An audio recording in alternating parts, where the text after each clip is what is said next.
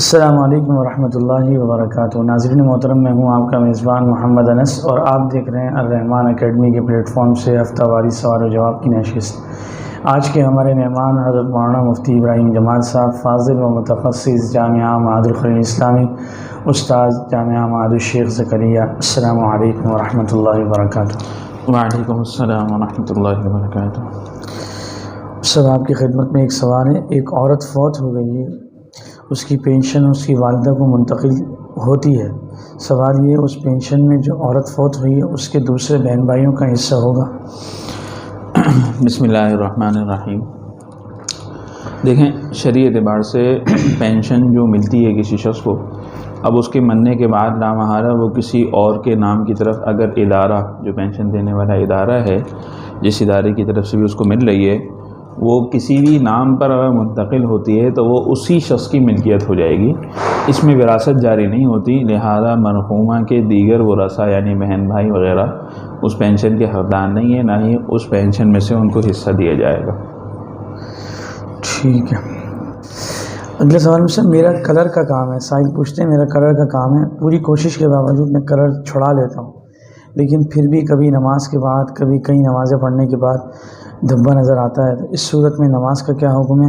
اور میرے لیے کچھ گنجائش ہے کہ صبح سے شام تک کا یہی کام ہے؟ دیکھیں، اگر تو کلر یعنی کہ پینٹ وغیرہ ایسا ہے کہ اس کا کوئی جسم ہے، یعنی اس کی کوئی تہ بن جاتی ہے جی، اور وہ تہ جسم پر لگی ہوئی ہے، اس حالت میں وضو کیا ہے تو لامحالہ وضو نہیں ہوا، اور وضو نہیں ہوا تو اس کی وجہ سے نماز بھی نہیں ہوگی۔ لیکن وہ کلر کا تہ تو نہیں ہے، صرف دھبا ہے، رنگ ہے، ٹھیک ہے، اور وہ نہیں چھڑا سکا، وہ یا رہ گیا، لگے رہے، اس کو خیال نہیں آیا، ایسی جگہ لگا تھا اس کا نظر نہیں گئی، تو اس کی وجہ سے کوئی فرق نہیں پڑتا، وضو ہو جائے گا، اور وضو ہو جائے گا تو لامحالہ نماز بھی ہو جائے گی۔ ٹھیک ہے۔ اگلا سوال ہے حضرت کہ عائشہ، عیشہ اور فاطمہ نام کے معنی بتا دیں۔ دیکھیں، عائشہ اور فاطمہ یہ نام رکھنا تو بالکل صحیح ہے، اس لیے کہ عائشہ تو عائشہ رضی اللہ تعالیٰ عنہ لیکن نبی علیہ الصلوۃ والسلام کی زوجہ ہے، اور فاطمہ رضی اللہ تعالیٰ عنہ لیکن نبی علیہ الصلوۃ والسلام کی یہ صاحبزادی ہیں، اور ان کے نام کے معنی اگر دیکھیں تو عائشہ کے معنی آتے ہیں زندگی، یہ عائشہ یعیشو سے ہے، جس کے معنی عربی زبان میں آتے ہیں زندگی کے، زندگی گزارنے والی۔ اور اسی طرح فاطمہ کہ اگر لفظی معنی دیکھا جائے تو یہ لفظ فطم سے ہے عربی زبان میں، اور فطم کے معنی آتے ہیں دودھ چھڑانا، تو گویا فاطمہ کے لفظی معنی اگر نکالیں تو اس کا مطلب یہ نکلے گا کہ وہ لڑکی کی جس کا دودھ چھڑایا گیا ہو، دودھ چھڑانے والی، تو اس لیے معنی بھی جو ہے وہ صحیح ہے، اور بہرحال اس سے زیادہ نسبت اللہ کے نبی علیہ الصلوۃ والسلام کی طرف ہے۔ اور عیشہ بھی یہ اسی سے ہے، عیش سے، جس کے معنی جسے عائشہ ہے، تو اس کے معنی بھی زندگی کے، تو اس لیے ان تینوں ناموں کے رکھنے میں کوئی حرج نہیں ہے۔ لیکن معنی کے اعتبار سے اور فضیلت کے اعتبار سے اگر عائشہ اور عیشہ، تو پھر زیادہ بہتر تو عائشہ ہی رکھنا ہے۔ لامحالہ عائشہ، کیونکہ یہ نسبت جو ہے اللہ کے نبی علیہ الصلوۃ والسلام کی زوجہ کی طرف ہے، اور بہتر یہی ہے کہ ناموں کے اندر ایسے نام رکھے جائیں جو صحابیات کے ہیں، جو اللہ کے نبی علیہ الصلوۃ والسلام کے ازواج و صاحبزادیوں کے ہیں، تو اس میں باعث برکت ہوں گے۔ اگلا سوال ہے سب کہ برتھ ڈے پر یا کسی بھی خوشی پر یا جشن آزادی کے موقع پر اسکول میں کیک کاٹنا یا گھر میں کیک کاٹنا شرعاً اس کی حیثیت کیا ہے؟ اور پھر اس میں ساتھ ایک سوال کا اضافہ ہے کہ بعض مرتبہ کیک پر بچوں کے نام لکھے ہوتے ہیں، مثال کے طور پہ عائشہ، محمد، یا بعض مرتبہ کچھ لوگ ہوتے ہیں ناسمجھی میں اللہ یہ لکھوا دیتے ہیں، تو اس طرح کا کیک کاٹنے کی شرعی کیا حیثیت ہوگی؟ دیکھیں، دو الگ الگ سوال ہو گئے۔ جی، پہلا سوال تو یہ ہے کہ آیا سالگرہ وغیرہ کے موقع پر کیک کاٹنے کا کیا حکم ہے؟ تو اگر دیکھا جائے تو فی نفسی ہی کیک کاٹنے میں تو کوئی حرج نہیں ہے، اسی طرح سالگرہ فی نفسی ہی منانے میں بھی کوئی حرج نہیں ہے، بشرط یہ کہ اس کے اندر دیگر غیر شرعی چیزیں نہ اختیار کی جائیں، مثلا مرد و عورت کا اختلاط نہ ہو، ناچ گانا نہ ہو، اور اس کے علاوہ ایسی فضول قسم کی رسمیں، فضول قسم کی چیزیں نہ ہوں، تو اس میں کوئی حرج نہیں ہے فی نفسی ہی۔ صرف بندہ خوشی منا رہا ہے تو اس میں کوئی حرج نہیں ہے، ایک شرعی تقاضوں کو پورا کرتے ہوئے، شرعی حدود کا خیال رکھتے ہوئے، تو اس میں کوئی حرج نہیں ہے۔ ایک بات تو یہ ہوئی۔ دوسرا مسئلہ یہ ہے کہ آیا ان کیکوں پر کوئی ایسے نام لکھے ہوں، اللہ یا محمد یا رحمان، یا ایسے اور نام، تو ایسے نام نہیں لکھوانے چاہیے، اور ایسے نام لکھیں گے تو لا محالہ بے ادبی ہے۔ اس لیے کہ ایسے نام اگر ایک کاغذ پر لکھے ہوں تو اس کاغذ کو پھاڑنا یا اس کو پھینکنا، اس کی بھی یہ وہ کیا ہے ممانعات ہے، منع کیا جاتا ہے شریعت شرعاً۔ تو اسی طرح اس نام کو جو ہے وہ کاٹا جائے گا جب چھری سے، تو ایک طرح سے بے ادبی آ رہی ہے، اگرچہ اس وقت کسی کے ذہن میں نہیں ہوتا بے ادبی، لیکن بظاہر دیکھنے میں جو ہے وہ بے ادبی ہے، تو اس لیے نہیں لکھوانا چاہیے ایسے کیک وغیرہ پر نام وغیرہ، تاکہ بے ادبی نہ ہو۔ اگلا سوال نماز کے متعلق ایک صاحب سوال کرتے ہیں کہ اگر نماز میں کوئی غلطی ہوئی اور سجدہ صاحب کرنا بھول گیا تو کیا نماز ہو جائے گی؟ سجدہ صاحب کرنا اگر کوئی شخص نماز میں بھول گیا تو اس کا مسئلہ یہ ہے کہ اگر تو نماز کے فوراً بعد اس کو خیال آ گیا اور اس نے کوئی ایسا کام نہیں کیا ہے جو مفسدات نماز میں سے ہے، مثلا اس کا سینہ بھی قبلے سے نہیں پھرا، اس نے کوئی بات چیت نہیں کی ہے، یعنی ابھی وہ اسی ہیئت پہ بیٹھا ہوا ہے جس ہیئت پہ اس نے سلام پھیرا تھا، کوئی اور ایسی بات نہیں کی ہے، تو اب بھی اس کے پاس موقع ہے کہ وہ سجدہ صاحب کر لے اور دوبارہ تیار و تشہد وغیرہ پڑھ کے کیا سلام پھیر دے۔ لیکن اگر وہ ایسا کوئی کام کر چکا ہے جو مفسدات نماز میں سے آتا ہے تو اب اس کے لیے حکم یہ ہے کہ اگر وقت باقی ہے نماز کا تو اعادہ کر لے، اس کی تاکیداً مطلب اعادہ لازم ہوگا، اور اگر وقت ختم ہو گیا تو بھی بہتر صورت فقہا نے یہ لکھی ہے کہ بہتر ہے اعادہ کر لے، البتہ اتنی تاکید نہیں ہے، اتنا لازم ضروری نہیں ہے، بہتر ہے کہ اعادہ کر لے نماز کا، دوبارہ لوٹا دے۔ ٹھیک ہے۔ اگلا سوال ہے غیر مسلم کے ساتھ کھانا جائز ہے؟ اکثر بیشتر یہ صورت اس وقت پیش آتی ہے کہ بہت ساری فیکٹریوں میں یا کسی پروجیکٹ پہ کام کرتے ہوئے وہاں پہ 15 20 50 60 200 400 آدمی کام کر رہے ہیں، اس میں مسلمان بھی ہیں، غیر مسلم بھی ہیں، عیسائی بھی ہیں، ہندو بھی ہیں، تو ان صورتوں میں وہاں پہ ایک ساتھ کھانا کھایا جاتا ہے، تو کیا ان کے ساتھ کھانا جائز؟ دیکھیں فی نفسی ہی غیر مسلم کے ساتھ کھانے میں کوئی حرج نہیں ہے، اس لیے کہ بہرحال ان کا اگر تو خصوصاً وہ کوئی ناپاک چیز نہیں، مطلب ایسی چیز نہیں کھا رہے جو حرام ہے، مطلب وہی کھانا کھا رہے ہیں جو سب مسلمان کھا رہے ہیں مثالیں، تو اس میں تو کوئی مسئلہ نہیں ہے، اس لیے کہ ان کے کھانے کی وجہ سے وہ برتن ناپاک نہیں ہوں گے، ان کے کھایا جا سکتا ہے،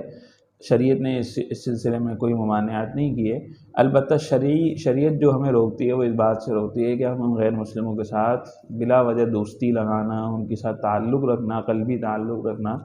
اس سے ہمیں شریعت منع کرتی ہے، کیونکہ اس سے بہرحال پھر اس کے دین اور ایمان کے اندر جو ہے نا وہ کیا ہے کمی کا اندیشہ ہے، ورنہ فی نفسی کوئی حرج نہیں ہے۔ ٹھیک ہے۔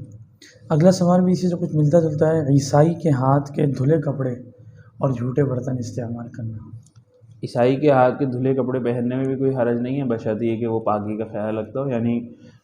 اگر وہ کپڑے ناپاک تھے اور وہ صحیح طرح پاک کر کے دھو رہا ہے تو اس میں کوئی حرج کی بات نہیں ہے، دھلے ہوئے کپڑے پہنے جا سکتے ہیں، اسی طرح ان کے جھوٹے برتن کو بھی استعمال کیا جا سکتا ہے، جبکہ ظاہراً اس میں کوئی ناپاکی نہ ہو یا انہوں نے اس کے اندر ایسی کوئی چیز نہ کھائی ہو جو ہمارے یہاں حرام ہے، مثلا حرام جانور کا گوشت انہوں نے کھایا ہے، اب لا محالہ وہ جو جھوٹا ہے تو اس کے اندر پھر ہمارے لیے نہیں کھایا جائے گا، لیکن اگر حلال چیز کھائی ہے یا ویسے ہی ان کے استعمال شدہ برتن ہیں دھلے ہوئے تو اس میں کوئی حرج نہیں ہے۔ ٹھیک ہے۔ اگلا سوال مجھ سے کہ پیر کے دن اور جمعے کے دن موت اور عذاب قبر کے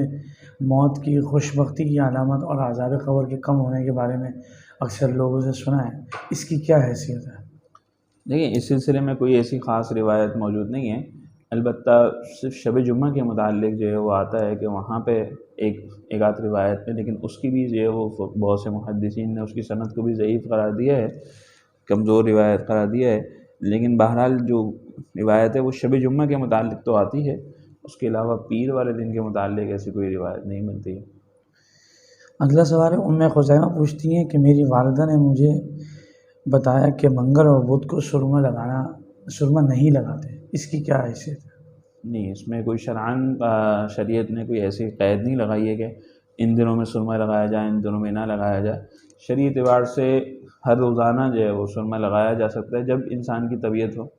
یہ شرعاً اس میں کوئی حرج نہیں ہے۔ اگلا سوال ہے عموماً لوگوں میں مشہور ہے عصر کے بعد جھاڑو دینا یا چپل کے اوپر چپل رکھنا، یہ اس کی شرعی کیا حیثیت؟ دیکھیں یہ وہ چیزیں ہیں کہ جو ہمارے یہاں توہم پرستی جس کو ہم کہہ سکتے ہیں، جی وہم کی بیماری ہو جاتی ہے کہ جی ہم اگر جھاڑو دیں گے تو اس سے یہ ہو جائے گا، اس سے نحوست آ جائے گی، اس طرح کی باتیں ہمارے یہاں معاشرے میں رائج ہیں. شرعاً اس کا کوئی جو حیثیت نہیں ہے شرعی اعتبار سے، اور بلکہ اگر اس کو لازم و ضروری سمجھ لیا جائے تو پھر تو اس کا رد کرنا چاہیے. ہاں ویسے ہی نہ دے تو ایک الگ بات ہے، لیکن کوئی شخص لازمی جان بوجھ کر ضرورت پڑنے پر بھی نہ دے تو پھر یہ جو ہے وہ شرعاً اس کے لیے اس کو منع کرنا، اس کو سمجھانا چاہیے کہ بھائی ایسا نہیں ہے شرعی اعتبار سے. اگلا سوال ہے، عموماً الٹی چپل اگر کہیں رکھی ہوئی ہو، پڑی ہوئی ہو، تو لوگ کہتے ہیں کہ جی اوپر کی سمت لعنت ہو رہی ہے، اس کا شریعت میں کیا حکم ہے؟ دیکھیں الٹی چپل پڑی ہوئی ہو تو اس کو سیدھا کر لینا زیادہ بہتر ہے، سیدھا کر لیا جائے. البتہ یہ ذہن میں رکھنا یا یہ گمان کرنا کہ اس کی وجہ سے لعنت ہو رہی ہے، یہ تو ایک فضول ہے اور شرعی اعتبار سے اس کی کوئی حیثیت نہیں ہے، کوئی سند نہیں ہے، اور بلکہ اس کا رد کرنا چاہیے. اگلا سوال یہ ہے، کبوتر کا گھونسلہ گھر میں توڑ دیا یہ سوچ کر کہ بہت گندگی مچاتے ہیں، تو کیا یہ عمل برا ہے؟ اور سائرہ یہ کہتی ہے کہ ہمیں اس کے بعد نوٹ کیا کہ اس کے بعد بہت سی پریشانیاں آ رہی ہیں، تو ان کے اس خیال کی اور اس عمل کی کیا حیثیت ہے؟ دیکھیں ایک مسئلہ تو یہ ہے جو کہ کبوتر کا گھونسلہ جو ہے وہ توڑنا یا اس کو ہٹانا گندگی کی وجہ سے، تو اس میں جو ہے وہ بہتر صورت یہ ہے کہ کبوتر کا جو گھونسلہ ہو گھر وغیرہ میں بنا لیا، لامحالہ اس کی سے گندگی ہو رہی ہے، کوئی پریشانی ہو رہی ہے، تو بہتر یہ ہے کہ اس کو کسی ایسی جگہ منتقل کر دیا جائے کہ جس کی وجہ سے گھر کے اندر بھی گندگی نہ ہو. مثلا باہر کی طرف کوئی ایسی جگہ ہو جہاں اس گھونسلے کو اٹھا کے رکھ دیا جائے، اور ان جانور کو بھی، اس پرندے کو بھی، کبوتروں کو بھی جو ہے وہ پریشانی نہ ہو، ان کو بھی تکلیف نہ ہو. اس کی وجہ سے شریعت نے اس چیز کا جو ہے وہ خیال رکھا ہے کہ پرندوں کو بھی ایذا نہ دی جائے، تو اس لیے جو ہے وہ بہتر یہ ہے کہ ان کے گھونسلے کو کسی دوسری جگہ منتقل کر دیا جائے. البتہ اب یہی بات یہ کہ اس کی وجہ سے پریشانیوں کا آنا یہ صرف ایک وہم ہے اور ایک سوچ ہے کہ جی ہماری ان ایسی چیزوں کی وجہ سے پریشانیاں آتی ہیں. آج یہ ہمارا ایک بڑا مسئلہ بن چکا ہے کہ ایک ایسی فضول چیزوں کی وجہ سے ہم یہ سوچتے ہیں کہ ایسی چیزوں کی وجہ سے پریشانیاں آتی ہیں، جبکہ شریعت کی اس کے اندر کوئی، شریعت نے ہمیں اس کے متعلق کوئی ایسی رہنمائی نہیں دی، شرعاً اس کی کوئی حیثیت نہیں. اور شریعت ہمیں جن چیزوں کی وجہ سے پریشانیوں کے آنے کا تذکرہ کرتی ہے ان چیزوں کی طرف آج ہم خیال نہیں کرتے. چیزوں کی طرف جو شریعت ہمیں کہہ رہی ہے کہ بھئی ہمارے اپنے گناہ ہیں جن کی وجہ سے ہماری طرف جو پریشانیاں آتی ہیں اور رزق کے اندر تنگی ہوتی ہے، وہ ساری چیزیں، ان چیزوں کا ذہن نہیں جاتا اور ایسی فضول چیزوں کی طرف آج ہمارا دھیان ہوتا ہے، تو اس لیے ہمیں اس چیز کو سوچنا چاہیے. اگلا سوال صاحب کہ انفرادی طور پہ اگر فرض 4 رکعت پڑھی جائیں یا سنت، تو دونوں نمازوں میں کیا فرق ہے؟ یعنی وہ یہ پوچھنا چاہ رہے ہیں کہ دونوں نمازوں میں چاروں رکعتوں میں فاتحہ کے بعد سورت پڑھیں گے یا نہیں پڑھیں گے؟ دیکھیں فرض نماز کے اندر تو 2 رکعتوں میں، ابتدائی 2 رکعتوں میں سورہ فاتحہ پڑھیں گے، اس کے بعد سورت بھی پڑھیں گے، اور آخری 2 رکعتوں میں صرف جو ہے وہ سورہ فاتحہ پڑھی جائے گی. البتہ سنت کے اندر جو ہے حکم یہ ہے کہ چاروں رکعتوں میں جو ہے وہ سورہ فاتحہ کے ساتھ سنت بھی پڑھی، سورہ فاتحہ کے ساتھ دوسری جو ہے وہ سورت بھی ملائی جائے چاروں رکعتوں میں. اس کی وجہ یہ ہے کہ فرض جو ہوتے ہیں وہ 4 رکعت اگر ہیں تو وہ ایک ہی شمار ہوتے ہیں شرعاً، جبکہ سنتیں جو ہوتی ہیں وہ 2 جو ہوتی ہیں. اسی لیے سنتوں کے اندر آپ دیکھیں ایک دوسرا مسئلہ ہے کہ سنتوں میں قاعدہ اولیٰ اگر چھوڑ دیا تو اس کی وجہ سے نماز نہیں ہوتی، جبکہ فرضوں میں اگر قاعدہ اولیٰ چھوڑ دیا تو آخر میں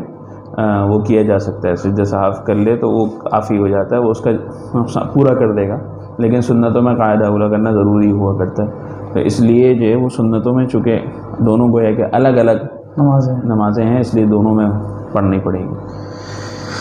ٹھیک ہے. اگلا سوال داڑھی کے متعلق ہے. ایک صاحب کہتے ہیں کہ میری گھنی داڑھی ہے اور میں وضو کرتے ہوئے احتیاط سے دھوتا تو ہوں، لیکن کسی وقت مجھے شک ہوتا ہے کہ اندر کوئی بال خشک رہے گا، تو اس کا اگر اس طرح رہے تو نماز کا کیا حکم ہے اور وضو کا کیا حکم ہے؟ دیکھیں اس میں سمجھ لینا چاہیے مسئلہ کہ اگر داڑھی گھنی ہے یعنی اندر کی کھال نظر نہیں آتی جی، تو اس صورت میں حکم یہ ہے کہ جو چہرے کے گرد یعنی چہرے کی حدود کے اندر جو بال ہیں ان بالوں کو اوپر سے دھو لینا یہ کافی ہے وضو کے اندر. ٹھیک ہے. اندر تک کھال تک پانی پہنچانا کوئی ضروری نہیں ہے. اسی طرح وہ بال جو چہرے کی حدود سے باہر ہیں ان میں سے اگر کوئی خشک رہ جاتا ہے تو اس تک بھی پانی کا پہنچانا لازم و ضروری نہیں ہے. ٹھیک ہے، البتہ داڑھی کا خلال کرنا وہ ایک الگ مسئلہ ہے، وہ سنت کے درجے میں اپنی جگہ ہے، سنت ہے داڑھی کا خلال کرنا، لیکن بہرحال فرض ادا ہو جائے گا اگر چہرے کی حدود کے اندر جتنے بال ہیں ان کو اوپر سے دھو لیا، اس میں خیال رہے کہ اس میں کوئی بال خشک نہ رہے۔ اس کے علاوہ زبردستی کرنا اور ہم آہنگی کا مبالغہ کرنا، اندر تک کھال تک پانی پہنچانا، یہ کوئی لازم و ضروری نہیں ہے۔ اگلا سوال دانت کے متعلق ہے کہ دانت سے خون نکلنے پر کب وضو ٹوٹے گا؟ بعض لوگ ہوتے ہیں تھوڑا سا خون نکلتا ہے وہ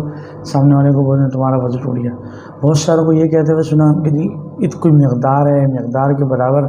اگر خون نکلے گا تو وضو ٹوٹے گا ورنہ نہیں ٹوٹے گا، اس کا شرعی حکم کیا ہے؟ دیکھیں، دانت کے اندر سے اگر خون نکل رہا ہے اور وہ خون نکل کے باہر آیا ہے، اس کی وجہ سے تھوک کے اندر سرخی آ گئی یا خون کا ذائقہ محسوس ہونے لگ گیا، تو بہرحال اس کی وجہ سے وضو ٹوٹ جائے گا۔ ٹھیک ہے، جزاک اللہ مفتی صاحب، آپ نے وقت دیا۔ ناظرین محترم،